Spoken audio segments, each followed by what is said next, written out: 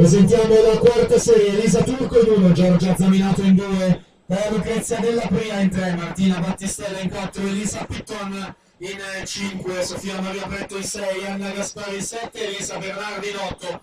Attenzione ancora all'invito in zona poltrone per il podio, poltrone arancioni che si trovano lato corsia 1, opposto alla partenza. Anita Bottazzo, Alessia Cielo, Maddalena Colla, Martina Carrara, Matilde Cerchiaro, Irene Cerchiaro, Marco Primo Guernier, Leonardo Ventaminetto, Marco Menta, Andrea Toniato, Riccardo Cervi, Leonardo Nocato, Sofia Sartori, Vittorio Urbanetto, Anita Bottazzo.